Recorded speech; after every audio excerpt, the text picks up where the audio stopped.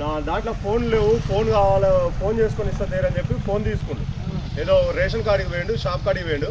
అన్ని సామాన్ ఎంత అయిందంటే ఇట్లా ఎంత అయిందంటే ఇంత అవుతుందంటే సరే ఒక్క నిమిషం సార్ మా వాళ్ళకి ఫోన్ చేసుకొని ఇస్తా అని చెప్పి ఫోన్ తీసుకుండు.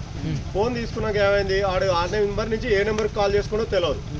తర్వాత ఆడు పోయిన 5 నిమిషాల తర్వాత చూసుకుంటే 99,000 కట్ అయిన వాళ్ళు. తెలిసి కూడా ఫోన్పే ఉన్న నెంబర్ నుంచి ఎవరికైనా సరే ఫోన్పేకి బ్యాంక్ లింక్ ఉన్న నెంబర్ ఏదైనా సరే వాళ్ళకి ఇవ్వకండి. ఏది ఉంటే ఒకవేళ మీరు ఇవ్వాలి అనుకుంటే వేరే నెంబర్ ఏదైతే ఉంటుందో మనిషికి ఖచ్చితంగా 2 నెంబర్లు వేయాలి. ఒక నెంబర్ లేకుంటే అయితే ఎవరు లేదు. వేరే నెంబర్ నుంచి మాట్లాడేది, వేరే నెంబర్ ఇది. ఈ ఫోన్పేకి మన బ్యాంక్ లింక్కి ఏదైతే నెంబర్ ఉందో ఆ నెంబర్కి అస్సలు ఫోన్లు చేసి ఇవ్వకరు ఎవరికి ఇచ్చినా. మొన్న అనుకోకుండా పిల్లవాడు సామాను తీసుకుందామని వచ్చిండు. ఒక్క ఫోన్ చేసుకొని ఇస్తాను మా వాళ్ళకి ఇట్లా డబ్బులు పంపి చెప్తా ఫోన్ చేసుకోను.